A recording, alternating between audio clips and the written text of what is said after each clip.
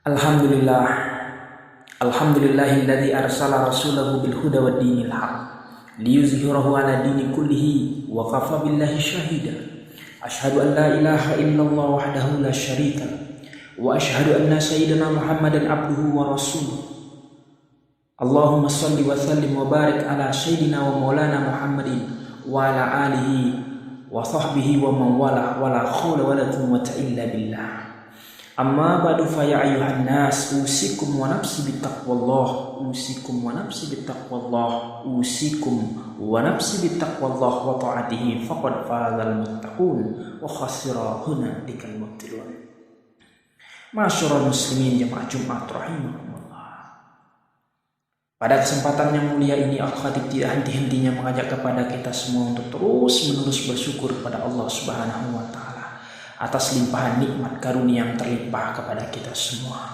Mudah-mudahan Allah Subhanahu wa taala memperjumpakan kita dalam keadaan husnul khotimah.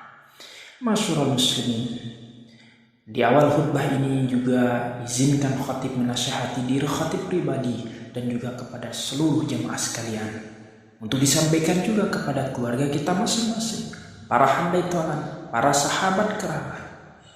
Mari kita saling menasihati untuk menguatkan, mengokohkan apa yang disampaikan oleh para ulama sebagai wasiatul awwalina wal akhirin, yaitu wasiat yang berlaku untuk seluruh umat manusia, mulai dari Nabi Adam alaihissalam sampai manusia yang terakhir. Wasiatnya sama. Wasiat apa itu? Itulah wasiatul taqwa, yang dimana Allah Subhanahu wa taala berulang-ulang kali ingatkan kita di dalam Al-Qur'an Karim. Dan demikian pun diwasiatkan oleh Nabi yang mulia, Nabi besar Muhammad sallallahu alaihi wasallam. Fattaqwa rasumalil mu'min. Takwa itu adalah modal yang paling utama yang harus dimiliki oleh orang-orang yang beriman. Masyarul muslimin jamaah Jumat rahimakumullah wa hafizakumullah. Pada hari ini di bulan Syawal ini, masihkah ada kita menyimpan kebencian kepada saudara kita, keluarga kita, sahabat kita, tetangga kita, apalagi terhadap orang tua kita atau mertua kita? Sudah berapa ratus manusia yang kita maafkan sampai hari ini? Mungkin kita sendiri sudah lupa sudah berapa kali kita berjabat tangan dari hari raya kemarin hingga sekarang. Namun boleh jadi masih ada yang terlupakan oleh kita semua, yaitu sisa-sisa kebencian kepada orang yang pernah menyakiti kita, pernah menzalimi kita, pernah memfitnah kita, mencaci kita, menghina kita, bahkan merampas hak kita, baik itu keluarga, sahabat, kerabat, tetangga. Apakah hari ini di antara mereka sudah ada yang kita maafkan? Sudah kita sambungkan tali silaturahim yang pernah terputus dan yang masih terputus? Mari kita renungkan bersama. Kita ingat kembali, masihkah ada yang belum kita maafkan? Masihkah ada yang sangat kita benci hingga sampai sekarang kita belum bertegur sapa dengannya? Ataukah masih ada dendam yang belum terbalaskan, sakit hati yang belum terobati, atau boleh jadi kita pernah bersumpah untuk tidak memaafkannya sampai mati, bahkan berjanji tidak akan menegurnya lagi sampai kapanpun, bahkan sampai seumur hidup, karena kita merasa di pihak yang benar, dia yang salah. Boleh jadi pernah terlontar di lisan kita dengan kalimat, kalau belum sujud dulu dia sama saya, maka tidak akan pernah sama. Sungguh pernah terjadi di lingkungan kita lontaran kalimat seperti ini. Jemaah Jumat yang dirahmati Allah, siapakah kita ini yang dengan beraninya mengambil hak Allah? Apakah pintu maaf kita sudah tertutup karena harga diri? Sudah tertutup karena merasa lebih baik, merasa lebih kuat, merasa lebih hebat, merasa lebih kaya, lebih pandai, lebih bermartabat dari mereka yang kita benci, sehingga pintu maaf kita tutup untuk selamanya? Masyarul muslimin yang berbahagia, mari kita berpikir lebih jernih lagi, mana yang paling penting menurut kita. Pertama, tidak mau memaafkan karena sakit hati, karena harga diri, karena kedudukan, atau karena martabat, tetapi kehilangan ampunan Allah dan rahmatnya. Kedua, memaafkan mereka demi ampunan dan rahmatnya Allah Subhanahu wa Ta'ala. Masyaallah muslimin, seandainya usia kita habis, padahal masih menyimpan dendam kesumat, masih menyimpan kebencian yang teramat dalam dengan saudara muslim, masih punya musuh bebuyutan, lantas apa yang akan terjadi?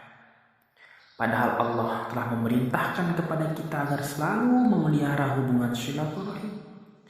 Al-Quran surah An-Nisa ayat pertama, Ya ayuhan nasu attaqu rabbakum alladzi khalaqakum min nafsin wahidah wa khalaqa minha zawjaha wa bassa minhuma rijalan katsiran wa nisaa wattaqullaha alladzi tasaaluna bihi wal arham innallaha kana 'alaikum raqiba.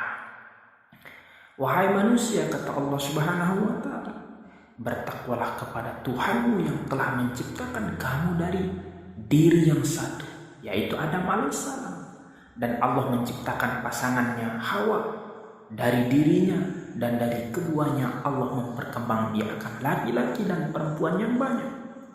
Bertakwalah kepada Allah yang dengan namanya kamu saling meminta, dan peliharalah hubungan kekeluargaan. Sesungguhnya Allah selalu menjaga dan mengawasi. Sungguh Allah Maha mengetahui segala isi hati. Allah selalu mengawasi kita, dan Allah pasti tahu kalau kita masih menyimpan kebencian dengan saudara muslim, masih tersimpan musuh bebuyutan yang begitu lama. Lantas di mana rasa takut kita kepada Allah? Hari ini, bulan ini merupakan kesempatan emas untuk berdamai, kembali merajut silaturahim yang pernah terputus dan masih terputus.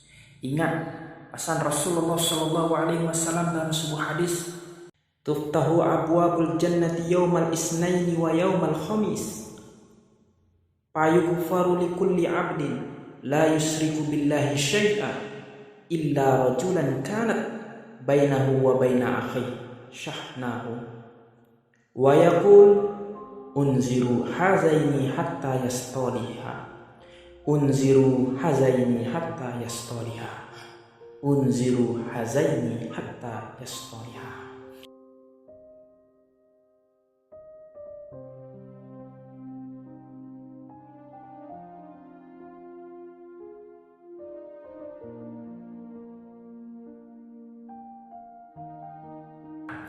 Rasul Shallallahu Alaihi Wasallam menyampaikan, pintu-pintu surga dibuka pada hari Senin dan Kamis.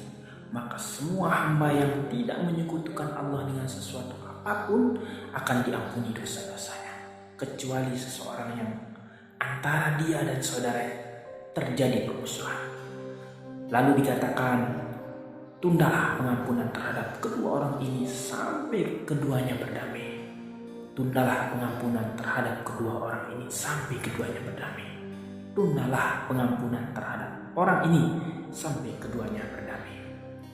Hadis yang diriwayatkan oleh Muslim. Demikianlah khutbah Jumat kali ini. Semoga kita yang ada di sini tidak ada lagi yang menyimpan benci atau menyimpan dendam atau bertahan dalam permusuhan. Amin amin ya rabbal alamin. Barakallahu li wa lakum fil Qur'anil azim wa nafa'ani wa iyyakum bima fihi minal ayati wa zikril hakim wa taqabbala minni wa minkum tilawatahu innahu was-sami'ul alim. Aqulu qouli hadza wa astaghfirullah li wa lakum wa lisairil muslimin wal muslimat fastaghfiruh innahu huwal ghafur.